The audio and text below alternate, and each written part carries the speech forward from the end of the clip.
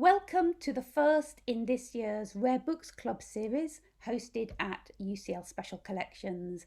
My name is Tabitha Tuckett. I'm Rare Books librarian at UCL Special Collections and will be running this series throughout the summer every Tuesday lunchtime. Today is a very special event because we have speaking for us the co-winner of this year's Anthony Davis Book Collecting Prize, which is a prize that's open to students at any university in London. And it's even more special because we also have the founder of that prize, Anthony Davis, who's very kindly agreed to join with us today and say a few words at the beginning. So before he speaks, I'm just going to introduce the people we're going to hear from later on today. So our co-winner this year is Erik Jackaman, and Erik is an MSc student in Digital Humanities at University College London. He's going to present his collection, and after that we're going to have a conversation between Erik and Liz Lawes, who is a librarian here at UCL Library Services, and Liz is subject liaison librarian in fine art, among other things, but she also curates the small press collections in Special Collections. But first of all, I'm very, very pleased to welcome Anthony Davis himself, and I'll hand over to you, Anthony.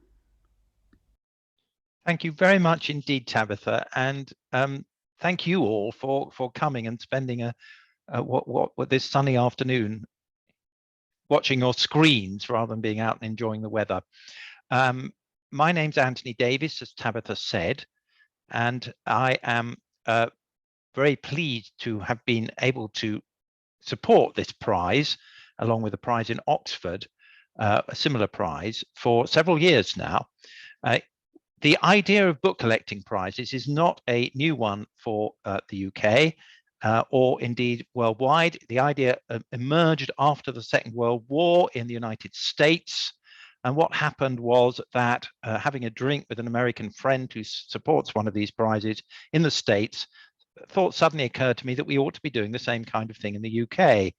And I then discovered that, in fact, Cambridge University had been doing so for a couple of years. There is the Rose Book Collecting Prize there, but I approached London and Oxford universities to start prizes. And in fact, the total now is about 7 prizes in the UK. There are a number in Scotland, and there's also the ones I've mentioned, and one in York, which is very exciting. And I think these are a really important and helpful way for young book collectors to be able to get involved with other people who are also engaged in the business of buying and collecting old books and printed material. Book collecting is something I've been doing since I was at school, a very long time ago now. And I was very lucky to have a schoolmaster who was a keen book collector. He subsequently became terribly distinguished as a book collector, but back then he was very young and very passionate. And he engaged me with the same passion. And book collecting in my life, along with my family and with music, is really one of the things that's given me the greatest possible pleasure. And I am so keen that other young people should also be able to share some of the joys which I've had. And what I think that I hope that people who compete in these prizes will get is an opportunity to talk to and engage with the librarians, the scholars, and the booksellers who also share this rather extraordinary world of books that we enjoy so much. And this year we've had a fantastic series of applications for the London Book Collecting Prize. It was extraordinarily difficult to choose between them, and I'm afraid that we rather dodged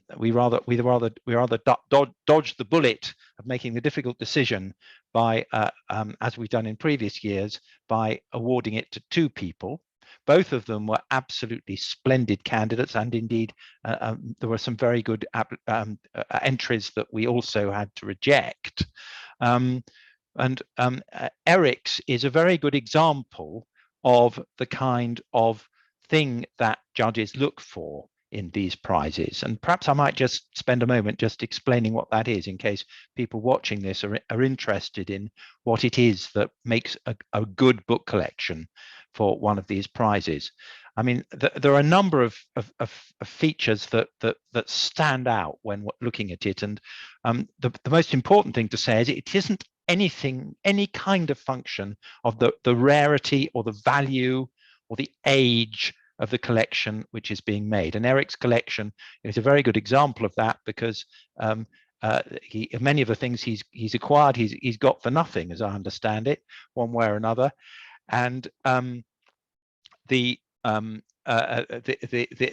they're all contemporary things that have been produced, weeks or months in most cases before he acquired them. So there's nothing. It doesn't have to be rare.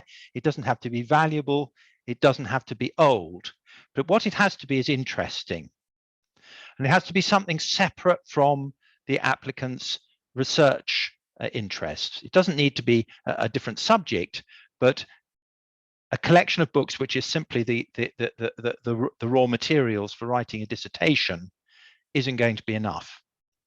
But the thing that is most important is that we look for passion in books and pleasure in the material object of books or print or other printed material. Somebody who is passionate and who can communicate that passion in their essay and in the short presentation they make to the judges if they're shortlisted is much more likely to win. And as you will see, Erik shares that passion.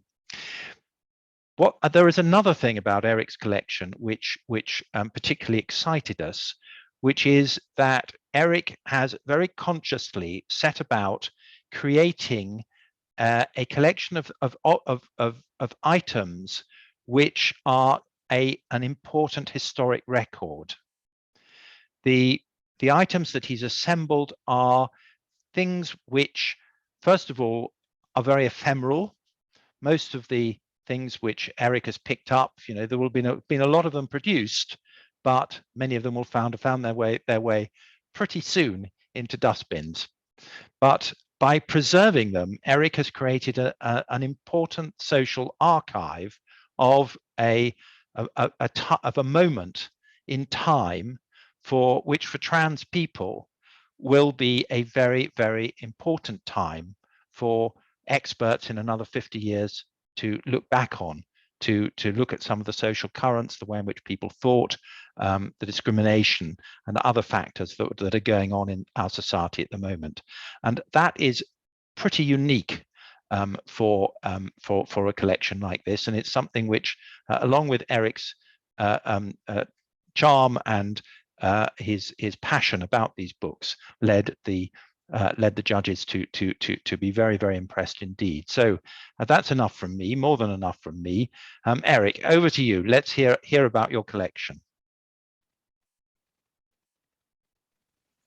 Thank you so much, Anthony, for that introduction and also for choosing me as a winner of the prize. It's been such a joy to apply for the book collecting prize, and honestly, I've just learnt so much during the whole process, and I'm really excited to share my collection with you now. So I'm just going to share my screen.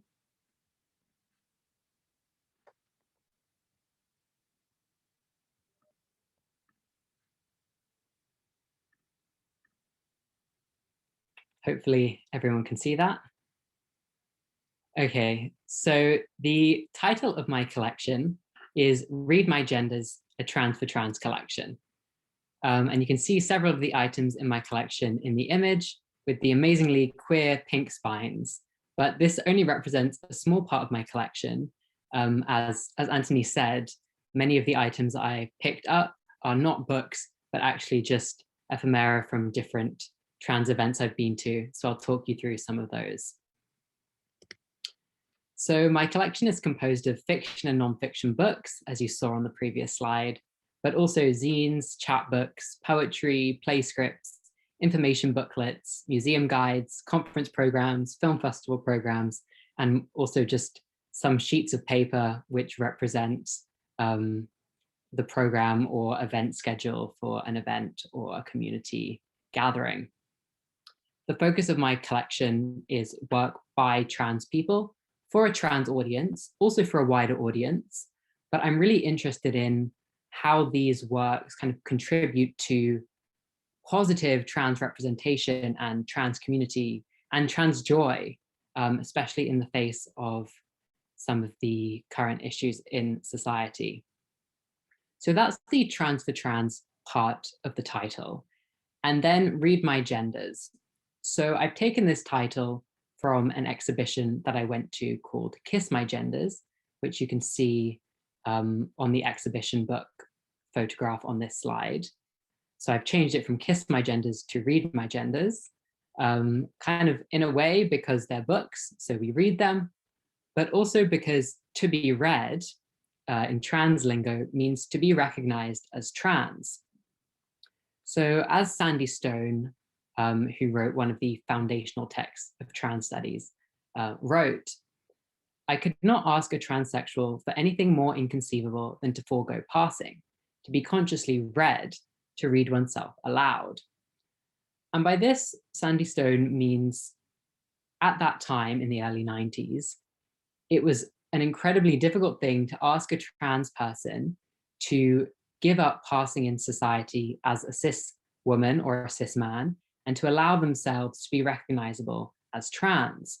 And moreover, to openly state, I am trans, because that was and still is actually a difficult and sometimes dangerous thing to do. So in the work I've collected, I've kind of hoped to embody this ideal of reading oneself aloud as trans. And I love that all the trans people who have created these works are putting into their printed materials, I am trans, we are trans, this is for trans people. And I should say that by trans, I mean that in the broadest sense possible, including non-binary people, transgender people, transsexual people, gender non-conforming people, and anyone who feels themselves to be under this label. So I started my collection in 2013 with a book called Refuse, which I'll go on to talk about. It's now grown to 69 items, which is very exciting. But it wasn't actually until 2018 when I spoke to Jenny Ann Bishop for a research project. Jenny Ann is featured in The Black Cardigan. It wasn't until I spoke to her about the trans community house that she runs in Wales and the trans library, which you can also see photographed, that I became inspired to actually see my collection as a collection, because before then, maybe I saw myself as more of a hoarder, just picking up things from different events I went to and keeping them. But after seeing her trans library and hearing about it, I was like, wow, this is exactly what I want to do. So thank you, Jenny Ann.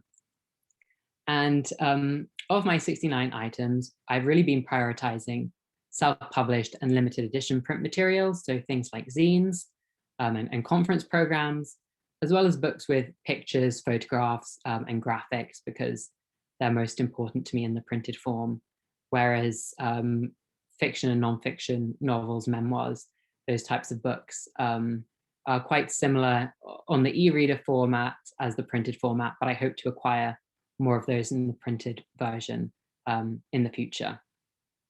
So now I'm just going to talk about a few items in my collection. Then at the end, I'll show some pictures of other items in my collection to give you an idea of what a trans collection looks like, what it looks like to collect ephemera along with other items. So firstly, Refuse, the first trans book that I ever purchased. I acquired it in 2013, I believe. Yes, and I read the book, I think, in 2012, but I purchased it in 2013. I read it as on an e-reader, but as soon as I read it, I was just amazed by the book. It was the first transmasculine experience I'd ever read in fiction, and it really meant a lot to me to read this book and for a trans writer to put themselves out there and tell this story. And so I knew I wanted to have it in the printed form, especially because it was self-published. Hopefully you can see in the little photograph that I took, self-published by the author. And so I didn't know how many printed items there would be, and I wanted to have one of them. I think it is still in print, which is wonderful. And also because this book meant so much to me, and I wanted to lend it to other transmasculine people. And I have, and I think that's one of the wonderful things about having a printed book. So next is a chapbook by Travis Alabanza. I believe it's the first published work of theirs. I'm a huge fan of Travis Alabanza, and I picked this up after a performance they did in London, but I'd actually already seen them perform from this chapbook before in Antwerp. But this time I was lucky enough to be able to buy a copy of the chapbook they perform from. And it's also signed by the author.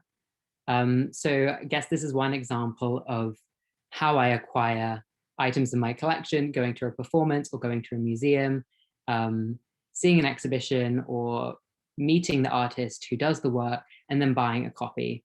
And I believe it's sold out. So I feel very lucky to have a copy of this, especially considering that Travis Alabanza is going on to do some amazing work that's entering the mainstream.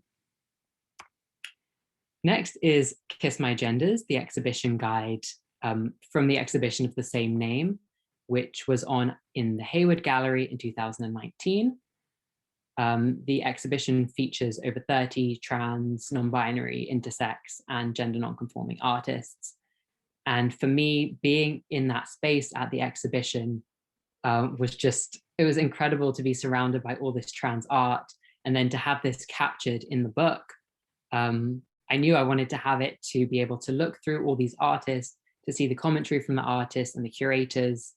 And it's a very special exhibition, and I'm really looking forward to seeing more from these artists. And for me, this really kind of embodies trans for trans, not only in a museum space, but then also put into the book. Next is a very different type of exhibition guide. This one is from the Museum of Transology, curated by E.J. Scott, who's photographed in the yellow hat. And E.J. has said that the Museum of Transology is dedicated to giving a voice to the reality of trans lives and halting the erasure of transestry. And by transestry, he means our trans ancestors. And so for EJ, it was really important to ask trans people to donate objects to this museum to show that trans people are in museums and can be in museums, and that our history is being recorded. And I hope that the items that I'm kind of collecting as part of my book collection will eventually be part of something like the Museum of Transology, and show that trans people are here in the present. And then I guess in the future, this will be history too. And this item's quite special to me because you can't actually purchase it. And it was on the third time I visited the exhibition that E.J. Scott was running around at closing time, and I happened to be there, and he was handing out the exhibition guides, and I was very lucky to get my hands on one. They are available as a PDF online as well, but it's really nice to have the beautiful glossy photographs in the printed version. Next is Gender, a Graphic Guide by Meg John Barker and Jules Scheel. It's the second one in a series that they've done together. The first one being Queer, a Graphic History, and the third one, Sexuality, a Graphic Guide. And I love all three of these books because they present topics of queerness and gender and sexuality in a very accessible way, filled with beautiful illustrations of real trans people and also real cis people. But I love that they've captured, especially the trans and non-binary people in the illustrations, this moment in time, and capturing these people who are so important now and maybe in the future won't be so known, or hopefully they will. So it's kind of, yeah, history in the making, I guess. And in the image the photograph I took of one of the pages, you can see Juno Roche and Kate O'Donnell, who are doing wonderful things in the trans community at the moment. And also Open Barbers, which is a wonderful queer haircutting salon in London. Next is a zine compiled by Emma Frankland called Extraordinary Acts. And for me, this zine epitomizes trans for trans in my collection. So Emma Franklin is a trans person who put together this zine to raise money for their trans gender affirming surgeries. And within the zine, so many trans and non-binary people contributed, and you can see their names listed in pink on the bottom of the front cover. And this was put out on Instagram, on social media, so that people could buy it and support Emma Franklin's surgeries. And I don't know because I haven't spoken to Emma, but I assume that many of the people who bought this zine were trans themselves, supporting a fellow trans person and also enjoying the amazing art and writing within the zine itself. So it's just trans people throughout the whole idea, production, and consumption of the zine. And the title itself is a way to reclaim something positive for transness. So in the introduction to the zine, Emma Franklin said, "Transition-related surgeries have been described by those who hate us as extraordinary acts of self-inflicted violence. I seek to reject this idea. They are indeed extraordinary acts, but extraordinary acts of self-care, extraordinary acts of love, extraordinary acts indeed." And so here, Emma Franklin and all the artists who contributed to this are reclaiming what it means to be a trans person and how extraordinary and positive and joyful our lives can be. Next is something quite different. It's called Cruising, a Trans Guy's Guide to the Gay Sex Scene, produced by CliniQ, which offers well-being and sexual health services to trans people and their companions.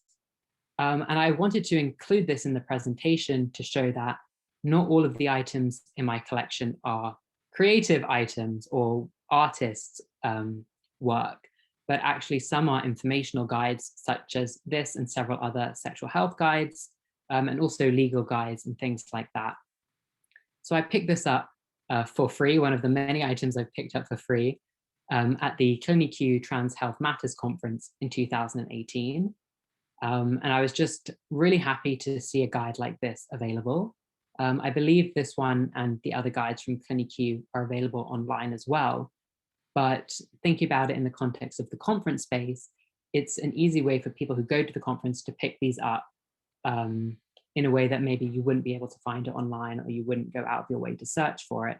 It's so important to have these guides about trans people's sexual health, because even if you did have sexual health lessons at school, which I did, it probably didn't include queer or trans people, at least mine didn't. So having these print materials for such important matters for trans people is really great. And also I can imagine that these types of materials will change in the future. So again, it captures something of this moment in time. Lastly, the last item I will be kind of highlighting is the Trans March Brussels program, from the first Trans March to take place, I think, in the whole of Belgium, which was in 2019. And the photograph there is one I took when I was at the march. It was organized by Transemble, a Belgian trans group. And the program was written in English, Dutch, and French, because it took place in Brussels, and those are the three main languages used in the city. The program itself contains the route of the march that we went on, as well as a playlist, some information about kind of the purpose of the march, and also some lyrics to some chants that we were chanting as we were marching down the streets. And I guess this is probably one of the items in my collection, which I'm not sure how many of them there are. And it is one of the items that may well have ended up in the bin because it was just handed out at the event for people to use at the event, and wasn't published online. But again, contains very valuable information about this trans march in Brussels. So I'm very happy that I kept on to it, and I hope there are others out there. And I also hope to make material like this available to researchers and others, especially if there aren't that many left in the world. So now I'll just show you a few images of some other items in my collection to get an idea of how varied the collection is. So here is the first issue of FTM magazine, which came out in 2014. It's discontinued now, but really captures what transmasculine people in the US were looking for at this time and for what they were writing about for their community. And on the back cover, you can see images taken from Instagram in 2014, which used the hashtag FTM, which possibly isn't used so much anymore. FTM stands for female to male in this context. And so it's really cool to have these photographs captured because they may not even be available on Instagram anymore, but here they are captured in the printed form. Here is a zine made by the participants of the 7th European Transgender Council in Antwerp 2018, which is actually the place where I saw Travis Alabanza perform for the first time. And in this zine, it contains participants' feedback of the council, which is very important, firstly, for a space for participants to share this feedback, but also in a printed form to hold Transgender Europe accountable for future events that they host. But the zine also contains some positive images, such as this Pride Summer Euphoria. So it contains a real variation from all the people, well, not all of the people, but from many people who attended the council. Next is a film festival program from Transcreen Amsterdam. This is the 2019 edition, which I went to. Amazing program and really beautiful to see it in color compared to the Transtastic Film Festival program from 2014, which was the first transgender film festival I went to. So I'm very happy to have held on to this program. And then a few more booklets that I've picked up at the youth groups that I've been to: Trans Youth Sexual Health booklet from Gendered Intelligence, and Inclusivity Supporting BAME Trans People by Saba Chowdhury. And then a couple kind of single A4 pieces of paper, which are both programs. The first one is for a performance by Travis Alabanza, which took place in Brighton, and another one which is a roundtable discussion by non-binary academics talking about non-binary genders in higher education. So a real range. And what I love about this one is that I stuck on the stickers that I was wearing at the event, the they, them, theirs pronoun sticker, along with the he, him, his pronoun sticker. So I love how in this printed version, I've managed to capture something else from the event, which is the fact that they had pronoun stickers available. And then just a few last images of some zines and chapbooks that I have. The two double-page spread images are taken from the People Like Us zine by Holly Revel. Really beautiful photographs of transmasculine people accompanied by some words from them. So to finish off, I will talk a bit about why I have collected what I have collected. I've kind of tried to give examples of how I've picked up different materials at different events, such as the Museum of Transology guide I picked up at the exhibition, and the same with the other exhibition guides. Travis Alabanza's work picked up after their performances. But zines like Emma Franklin's Extraordinary Acts, I actually found out about through Instagram. And at the moment, especially this past year, that's how I've been finding material for my collection. And I really hope to expand my collection by finding more people to follow through social media. And I think that's why it's so important that trans people and trans artists share the work of other trans artists, because that's one of the main ways that I become aware of new work. So hopefully that's the future of my collection: more zines, more self-published material, and more limited edition print material. And again, trying to broaden my horizons and collect from outside the bubble I'm currently in. But always, I guess, as I expand my bubble, I'm still in a bubble, just a bigger one. But I hope to continue doing that throughout my life and throughout my collecting. I eventually hope to include more actual books in my collection. Once I have my own space and my own many bookshelves to call a library, I will add more books. But at the moment, due to space, I'm not buying so many at the moment. And then, as I said, I'd like to make some of the rare items, or possibly all items, my collection eventually accessible to a wider audience, and not just me and the people I happen to lend it to, because there are possibly some very valuable pieces, not in terms of money, but in terms of history and trans community, that I want to share as widely as possible. And then lastly, just thinking about the future of trans for trans print materials. It's difficult to say. Trans work is entering the mainstream more and more, but I think there will always be trans people creating work for other trans people and putting out positive and joyful representation, as well as honest representation about pain as well. But this community feeling is what I hope really shines through in my collection. So thank you very much for giving me the opportunity to present, and I'm really looking forward to chatting a bit more.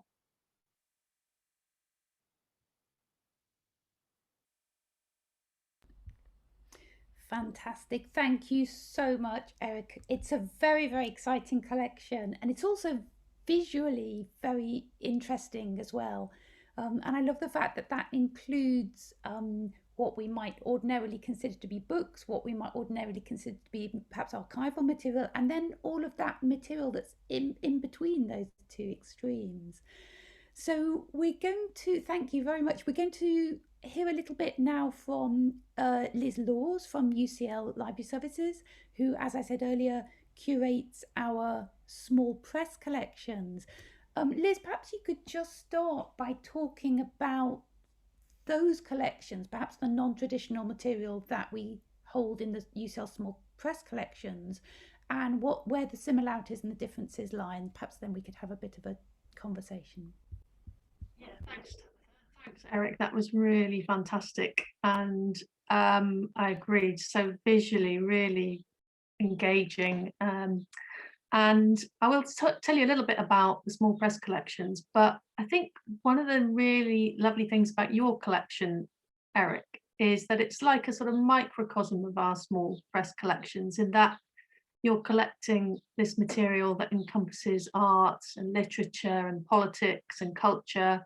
So it really does create this sort of rich illustration of an historical moment, and how all of these things are interlinked, which is really the ethos behind our small press collections as well. That's sort of for researchers to be able to look at the ways politics and art influenced each other, and how, you know, they sort of work alongside each other, and the same individuals are publishing in little magazines and pamphlets alongside each other. So it's really nice to see that at sort of on a smaller level, and I think that's one of the things that makes your collection really engaging and really useful for researchers. Hopefully in the future, when you've added even more to it, which I'm sure you will. I'm sure you won't be able to stop now you've started. Yeah, so I will start by, for those that aren't familiar with it, excuse me, a brief introduction to the small press collections, which are held by UCL Special Collections. So our collections were established in 1964, and this is quite a significant date, because at this time there was a huge surge in self-publishing and emerging small presses, which were willing to publish the work of individuals who couldn't get published by mainstream publishers. And this was due mainly to advances in printing technologies, making it much cheaper and much more accessible for individuals to do this. And I'm thinking primarily of, for example, the introduction of the photocopier, for example, in the late 1950s, or its precursor, the mimeograph machine, which really radicalized avant-garde printing. But also, this was driven by the anti-establishment climate of the 1960s. So the phenomenon of the counterculture that developed throughout much of the Western world, particularly between the mid-1960s and mid-1970s. So we saw things like the civil rights movement at this time, second wave feminism, gay liberation, radical environmentalism, the anti-nuclear movement. All of these groups were active at this time. So there were lots and lots of people and groups with something to say, and a very accessible means by which to say it all of a sudden. And this is what resulted in lots and lots of small press magazines and pamphlets and small publishing houses growing up. So at this time, UCL identified that no one else was buying this material. There was a librarian at UCL, Geoffrey Saul, who was the English librarian at the time, who was very interested in radical poetry, radical literature, and very involved in that scene.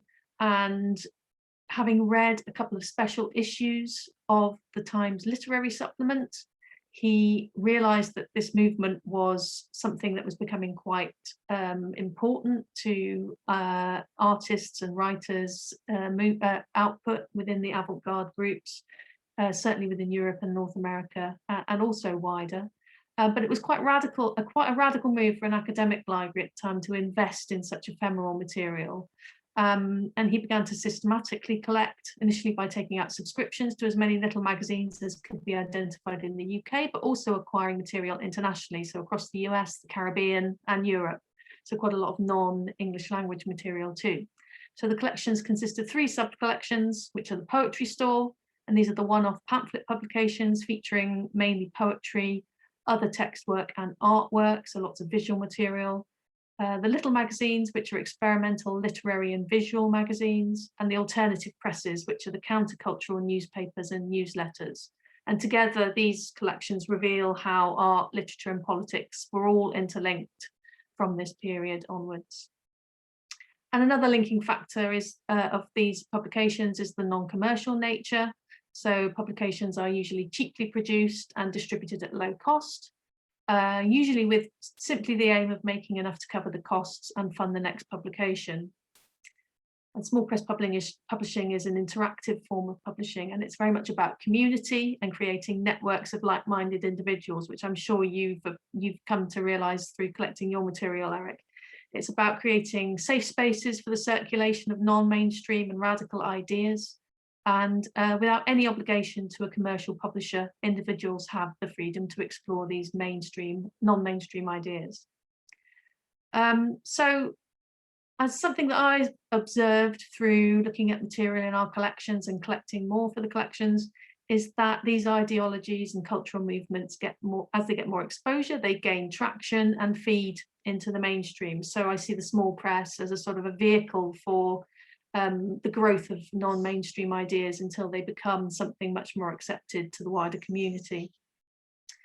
So what was an information sharing tool for a particular community and for the documentation of a vibrancy of a particular cultural moment becomes a resource for then a much wider interested audience.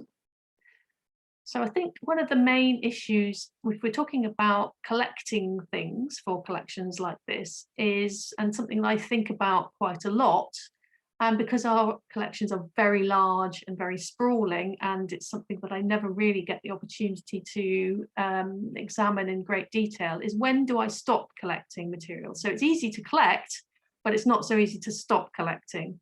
So for example, a particular journal that maybe have been long running, or the output of a particular press that we've collected the entire output of over the last 40 years or so.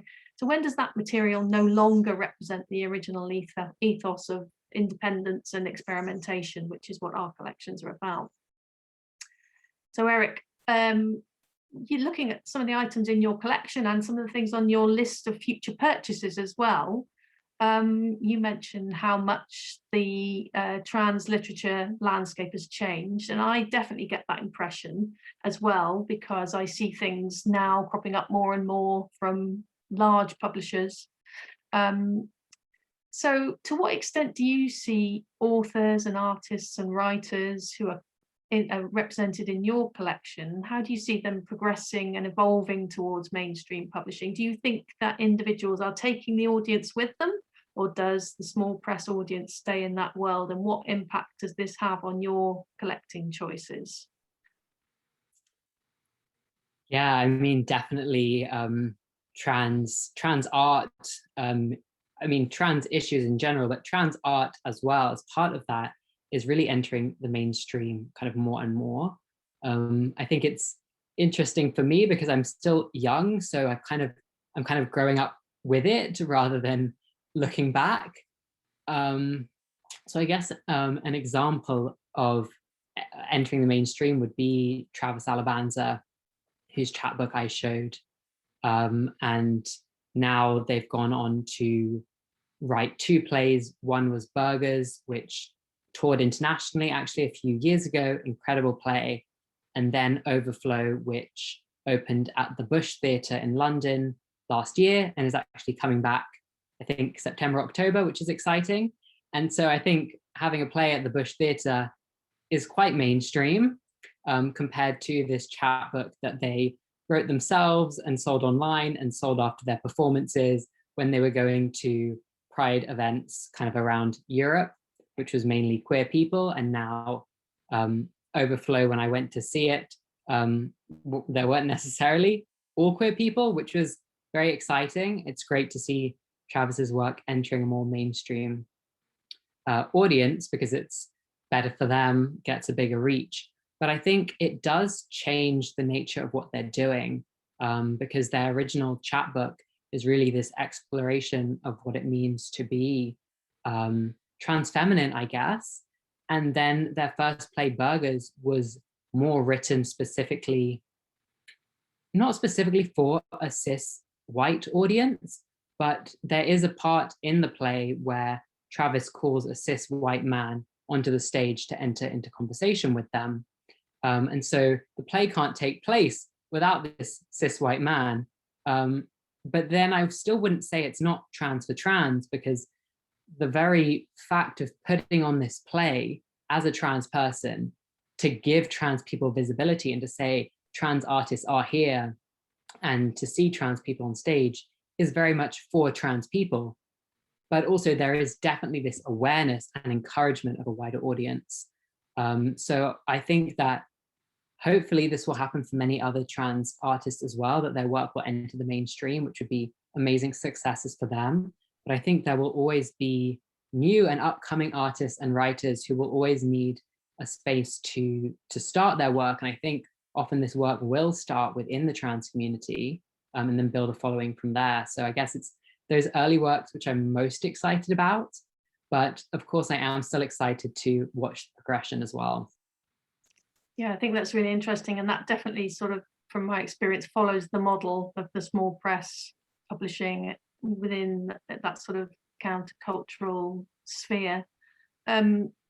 So do you already feel a bit of pressure about your collection getting slightly too large, or are you okay with that? Are you worried about where to put it all? Are you already thinking about where you're going to donate? Are you already a bit sort of getting a bit tense about the size of your collection? I think at the moment, no, but that's mainly because I haven't bought the books that I would want to buy. And I've really just focused on acquiring zines, which are very small. And a lot of the material I have just kind of on paper doesn't take up much space. But I do want to buy more books. So I think it will really be kind of when I have my own place, then I'll have to figure out that aspect. But for now, luckily, most of the things I have are quite small, so the pressure's not on just yet. Yeah, I think a lot of collectors have that same problem with space, having to buy a house to house your collection. That's your next move, I'm sure. Yeah, I mean, small press material is by definition small and ephemeral and usually inexpensive to produce and inexpensive to collect. So, I mean, that's one of the great things about it. It's very accessible to the collector, and physical formats are easy to distribute by hand or post, so they're very easy to get hold of. I mean, I personally have spent quite a lot of years building relationships with sellers and publishers who deal with this sort of small scale material. And I've discovered quite accidentally, really, through these people, some small publishers. So people like Pilot Press, who I think you probably are familiar with, who have been going for 2 or 3 years now and have been sort of devoted to publishing queer and trans writers. And it's the sort of thing that I'm really trying to seek out, but it's very difficult to know where to look for these things unless you just sort of stumble across them, really. So, for example, I buy a lot of things from the marvelous Tender Books, who is a really great sort of small press and artist books bookseller, and they know the kind of things that I'm interested in. So I will, I rely on other people a lot to tell me what to buy. So, which is great to see talks like yours, because I can pick up lots of great tips, and I'm going to be seeking out some of the things on your list for sure for our collections. So yeah, so it's all about sort of random Twitter posts, and as you mentioned, social media. I don't know where I would be, certainly with new acquisitions to our collections. Certainly recently we haven't been able to go out and about. Social media has been so useful, but I'm also very aware of a huge amount of things that are being published that are not on my radar, so people who are not part of my network, both in the real world and online. And this does mean that our collection is always going to be skewed in favour of things that I've stumbled across and I've liked myself. So it's all about, you know, putting a lot of my personality into it. And I'm very aware of things that I haven't crossed paths with. So this is the sort of difference definitely between the collection, sort of collecting that I'm doing for a library, which has a responsibility to a large research community, and a collection like yours. So this is exactly the thing that makes your collection brilliant, is that it is influenced by your interests and your personality. So, I mean, I often wonder to what extent it matters that a collection in an academic institution is subject to such sort of capricious modes of development. But then again, I also think it's the nature of the material and sort of inevitable. So on the one hand, I think it matters, and then on the other hand, I don't think it matters at all. So, I mean, as your collection grows, do you also feel more of a responsibility towards it, as Anthony was talking about, as a representative of a moment in time? So do you feel like you sort of have to put your personality to one side up to a point, or do you think that will ever become a problem with your collecting, or are you just going to carry on collecting things you like regardless?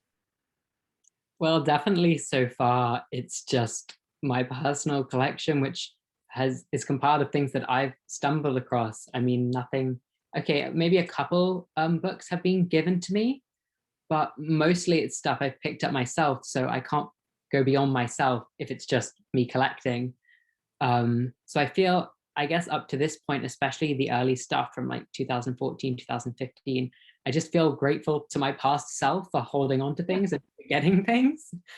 And now I definitely feel like I do want to expand my collection more and see more of what's out there and make an effort to go beyond what I'm currently picking up. I think I don't feel a responsibility just yet, but I do. I think also because I know that there are other places collecting things. So the Museum of Transology does have a small collection of printed materials as well. And then there's the Transgender Archives at the University of Victoria in Canada, which have an amazing collection, which I'd love to visit. And I'm sure there are some other collections as well. So I don't feel it's not just me. There are lots of people with their own collections out there, and I'm just one person contributing, hopefully. But I do definitely want to go beyond what I already have. And again, I'm not quite sure how to do that, except by going to more events when we have more in-person events, and also just following the links on social media, because it's not really a matter of just putting into Google trans zines or trans literature, because it doesn't really come up through searches in that way. And especially things made for fundraising efforts, they're very small runs. And so you've got to know about it when they're selling it. Otherwise, you're not going to get it. And so just following a lot of people and finding these come up in that way is something I want to continue to do and expand on. Yeah, absolutely. That sort of blink and you'll miss it aspect of ephemeral small press material is really one of the things that makes it very difficult to collect. You're absolutely right. So yeah, I mean, small print runs translating to a very, very swift lack of availability. I mean, for you, I mean, that's probably, you're much more on the ball than we are. So in terms of sort of buying things online, you can do that instantly. Whereas for an institution like us, we have to go through about 50 people and a very complicated acquisitions procedure. So it's not uncommon for things to disappear before we get to it, which is very frustrating. So yeah, so I constantly have to come to terms with what will always be an incomplete collection based on what I've discovered in the first place and what we've institutionally been able to purchase. Are there any things that you've missed that you regret not buying at the time? One thing in particular comes to mind. it's not exactly a regret because I didn't have the opportunity to buy it at the time, but I regret not finding out about it earlier enough. And I guess that's the thing I want to do going forwards, is making sure I find out about these things in time. So that's the Open Barbers Lookbook, I think is what it's called. So Open Barbers, which I mentioned earlier, the queer hairdressing salon in London, where several trans people work and many trans people go and get their hair done. An artist went in and did a residency and took photographs of people getting their hair cut and illustrated them and created this amazingly illustrated book filled with queer haircuts. And it looks beautiful from some of the pictures I've seen, but I believe there were only 100 and I was not one of the lucky people. So maybe in the future I'll have the opportunity to have it, or at least have a look. Actually, they probably have one at Open Barbers, so I should try and have a look, but that's one of the things that sticks out to me. It sounds like the sort of thing that will actually now become very, very expensive to buy, having been very cheap to buy in the first place, which again is another really defining factor of small press material. This thing about the material not being sort of fine print or very limited edition necessarily, though in that case that's sort of somewhere in the middle of being a limited edition, being very ubiquitous, but quite often it's the stuff that is published in quite a large print run or quite a large edition, which at the point of purchase to people will not seem special and therefore not seem worth looking after and gets disposed of. And I think Anthony referred to this earlier, this sort of, I mean, I've referred to this in the past as the ephemera paradox, where things that are very sort of throwaway are the very things that become very, very valuable. And we see that a lot in our collections. So, I mean, trying to fill gaps in our collections is incredibly difficult now because of how expensive things have got and how it's such a huge market now, that sort of collecting, and lots of people are collecting that sort of material. So, yeah, so, I mean, also, I think we've been doing everything online, haven't we, the last 18 months, and that's been great in terms of collecting things because it's so much easier to buy things online, although you don't get that experience of going to a live event and picking things up sort of serendipitously like that, which is a shame. But I get the impression that we're sort of entering a post ebook age at the moment, certainly in terms of small press, and there's quite a reaction to online born digital publication, and that there's real resurgence in physical publishing and small press publishing at the moment. Have you experienced that too?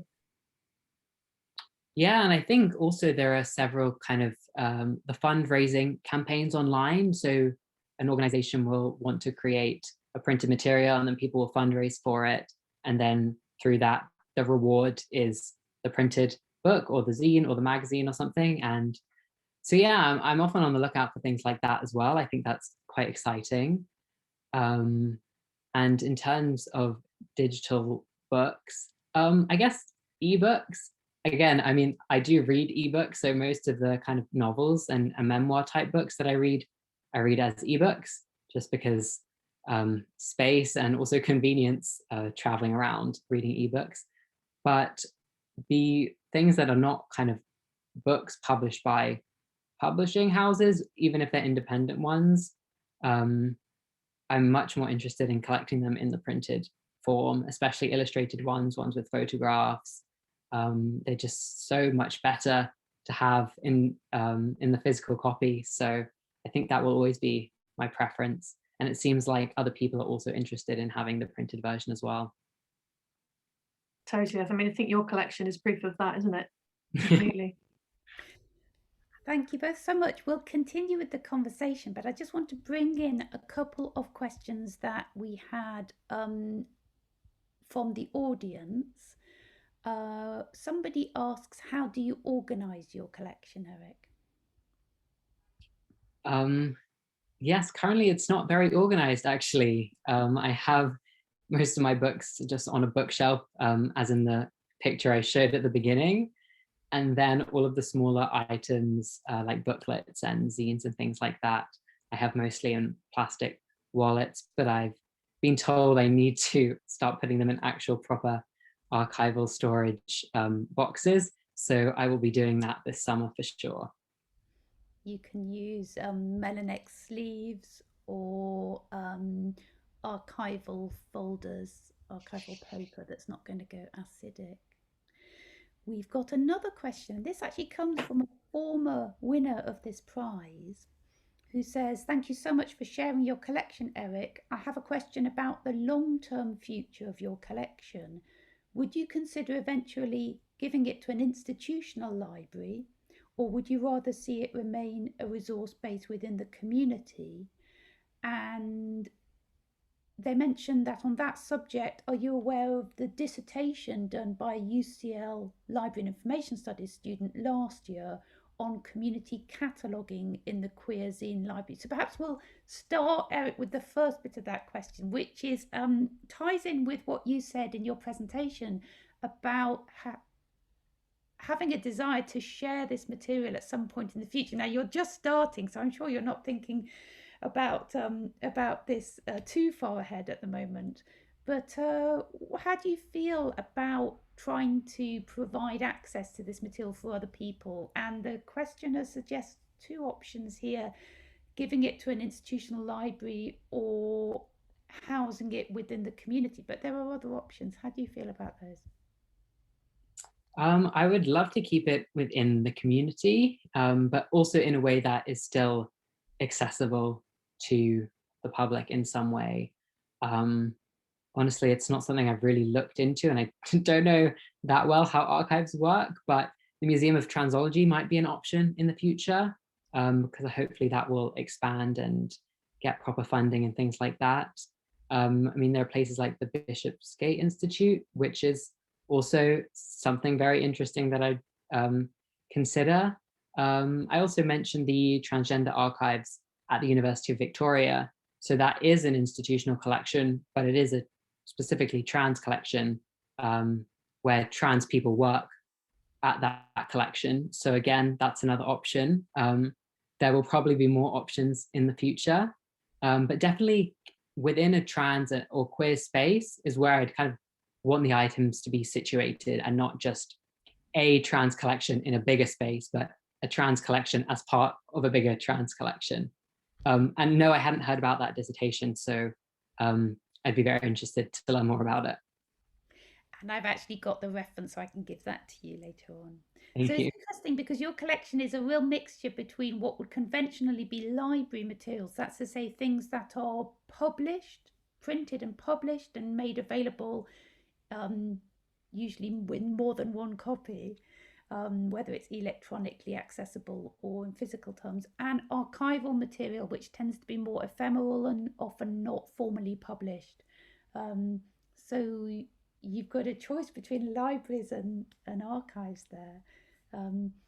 So just move on now to this next point about cataloguing. And of course, cataloguing is a main way of making a collection accessible and its contents visible. And there's an ongoing debate at the moment among archivists and librarians, especially librarians of rare book collections that tend not to initially have very visible diversity, about how to make non-traditional materials more visible. Some people have talked about tagging. Perhaps we should tag authors or content by gender and that sort of thing. And I don't know how you feel about that. We've got some comments that I'll summarize in a minute from our head of retrospective cataloguing. But what are your thoughts about that, either of you? I mean, I honestly actually don't know that much about cataloguing, so I'd be very interested to hear anything that Liz has to say about it. Well, I mean, this is one massive frustration for me, an ongoing frustration, is that, I mean, our catalogue is obviously the main tool for discovery for our collections, but there's a massive disconnect between the purchase and the cataloguing of the material. So, for example, I may purchase the material because of a particular aspect. I mean, maybe, you know, recently for example, I know I've bought a couple of items by trans artists, trans writers. I buy them, they go into the system, they get catalogued, by the time they get into the collection, I've totally forgotten the details of things I bought, because I'm dealing with hundreds of items a year, you know, so I can't possibly remember, and I've got a dreadful memory anyway. I can't possibly remember why I bought a thing or the title and author of every single thing I've bought. So because the cataloguers don't know why I bought this item. So, and if it's not stated pretty clearly within the title or in the publication details, there's no reason why they would record that in the catalogue records. So I'm constantly forgetting things that I've bought and why I've bought them, and having to sort of scrabble around to try and, you know, find the details. So, I mean, it's difficult, isn't it? Because if I was a cataloguer, I would probably try and make something a bit more descriptive and a bit more meaningful for my purposes and for the purposes of the researchers that I know are going to use the collection for those purposes. So I would advocate definitely more meaningful tagging in some records, but it's problematic, isn't it? Because cataloguers are recording what is recorded on the item. They're not making things up, and it can be very difficult if they start making things up, because they don't know, they might be getting it wrong. So I think, yeah. And that ties in very nicely to the comments that we've got from our head of retrospective cataloguing, who makes the sensible point that cataloguing is describing the thing in front of you, not interpreting it.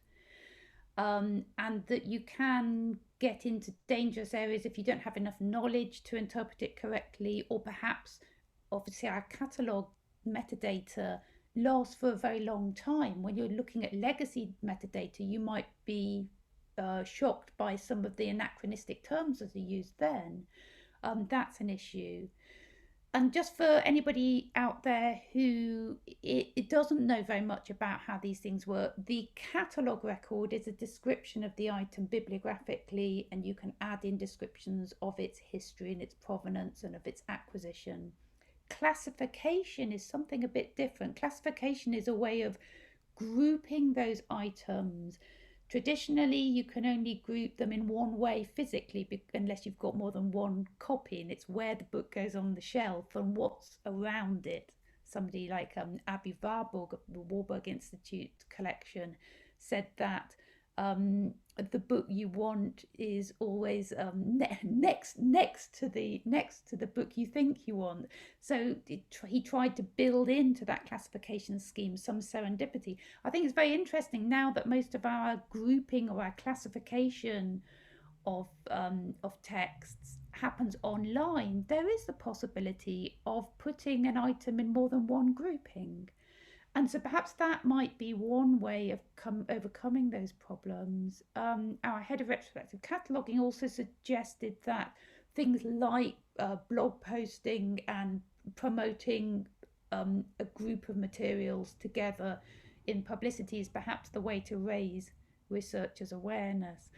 I'm also aware there was recently, a couple of weeks ago, a conference called Gender in the Book Trade, and the Universal Short Title Catalogue team were talking about, in that case, tagging the gender of the authors within the metadata in the catalogue record.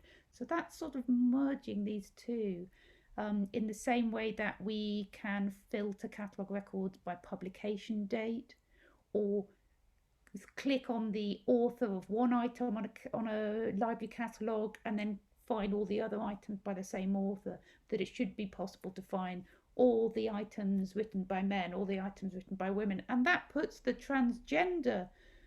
possible transgender tagging in very, very controversial situations. So I think that perhaps these are things that to shift towards the classification area rather than the tagging. But this is very, very new and very much being discussed at the moment in library and archive practices.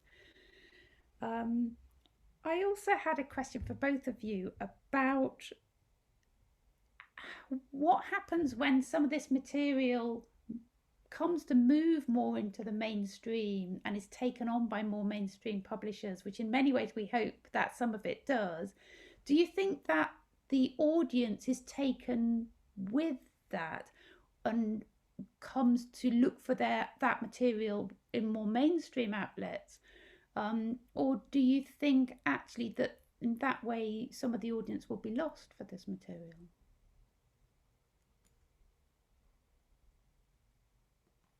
I think it's quite interesting.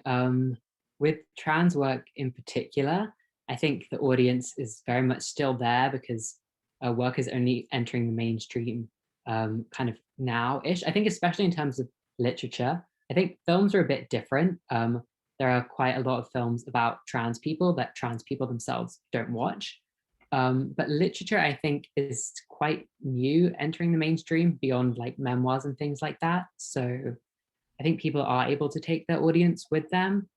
People like Travis Alabanza and Tori Peters as well, who wrote Detransition Baby, published earlier this year, which has done really well. Was published by one of the main publishing houses, nominated for the Women's Prize for Fiction, I think. And she started off by writing short stories, which she published for free for the trans community, because she thought it was more important to get her work out there for free, just on her website, than to kind of try and make money through her early work. So I think her early audience were trans people, or maybe trans women in particular, I don't know. I'm sure the people who read this early work have gone on to read Detransition Baby. But I think Detransition Baby, her novel now, has reached a much wider audience and is perhaps a bit different, especially because she wrote the dedication to divorced cis women. So she didn't actually dedicate the book to trans people. So is it a trans for trans piece? Probably still yes, because of trans representation, and putting trans characters into fiction, I think, is amazing for trans people to see themselves represented in fiction. But I think it will be interesting to see kind of what happens kind of after this point, after an author or an artist has made it into the mainstream and they continue to work in the mainstream. What happens then, I'm not sure, and I'm interested to see. And of course, in some ways, you also want to broaden the audience. That's fantastic, as long as you don't lose another audience. So I don't know, Liz, how do you feel about Well, that? I think, I mean, we're looking at this from the perspective of librarians and an enthusiastic collector. So, I mean, I think early adopters who have an interest in a topic maybe don't care about formats and the like as much as maybe we do, because we're the ones responsible for organizing this information into logical, ways in which we can then retrieve it. So I think most people, probably the only thing they care about is can they get hold of it or can't they, or can they discover it or can't they. So, I mean, I'm thinking about how maybe artists publish. So people who get into something at a very early stage will follow that thing that they're interested in, that artist's work or that writer, regardless. But then on the other side, you do get the people who are only into things because they're very small and very obscure and very, they're the only people that know about it. So maybe, but that's probably a different scenario for those people, a different way of working. But I mean, I think that I see people following an artist or a writer's work through that trajectory of small press into mainstream publishing all the time with students and researchers. Yeah. And that in some ways is going to have an impact on the format as well. Yeah. The one thing that's really exciting, Eric, about your collection is that hugely wide range of formats that you presented. You've got health leaflets, march protest songs, chants, exhibition catalogues, more conventional books, things that you've sourced as ebooks, and you've wanted to try to hunt out the print physical version. And you said that you wanted to collect more books. Does that mean physical books, or have you thought about trying to collect born digital material? I noticed that you've got that one item in your collection that preserves Instagram photos that perhaps aren't available anymore. Is that something you thought about? Yeah, I mean, I also am really interested in born digital material, especially because there will be more and more of that going forwards, and it's not something I want to miss out in my collection. So I've done a bit of web archiving recently, and I've really enjoyed that. And I think that's quite an exciting way to capture material that's being created on the web. So things like blog posts. I mean, when I was younger and beginning my transition, blog posts were the main way I found out about trans things, because that was kind of the main place people were writing about it. There wasn't really that much literature about it. And I wish these blogs had been captured in some way, because I think many of them don't exist on the internet anymore. And it's really valuable to see what was going on. Even like 7 years ago, it's not that long, but many things are gone. So I think capturing stuff on the web is really important. But that will definitely not stop me collecting print materials as well. I think items which are both kind of PDFs or ebooks and print material, I will definitely want the print material version, but things that will never be printed, it's definitely important to capture on the web as well. And what is it about the print material that makes you give preference to that when they're both are available? I think, I don't know, I guess maybe things will become easier to share online in the future, but I guess having a personal collection, all the items I physically have, I can give them to other people to look at, which is something I've really struggled with the ebooks that I've read, because I just want to give it to one particular person and say, this is so great, read this, but it's not possible. And I guess also a lot of the material I collect have pictures and photographs and images, or have writing in them, or stickers stuck onto them. And this you can only get in the printed form. So I guess it depends on the item, which is why I've prioritized the materials I have and not novels and memoirs, which I've read on ebooks, because I think there's not such a big difference between the ebook and the printed form as with other materials. I love the pronoun stickers on your leaflet. I don't know if that relates to your collection so much, Liz. Would you give preference to a pristine first physical copy, or something with a bit more provenance, given the ephemeral nature of what you're collecting?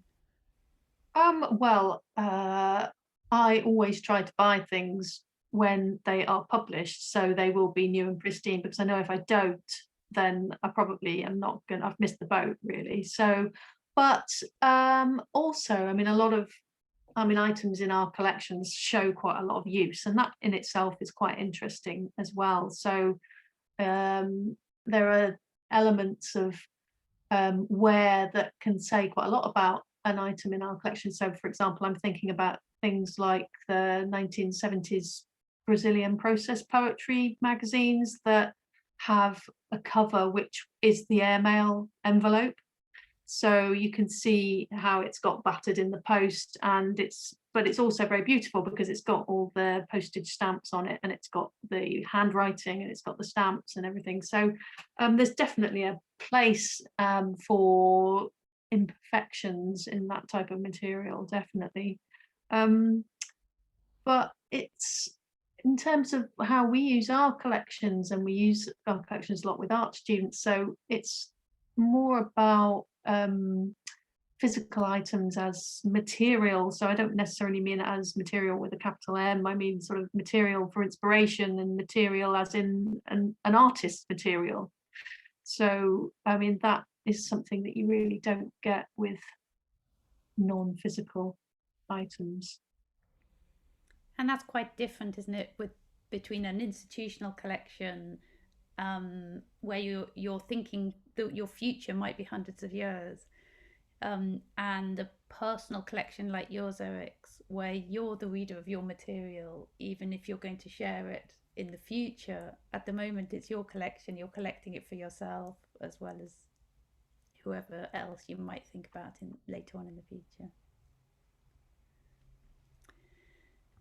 Do you have more questions for now?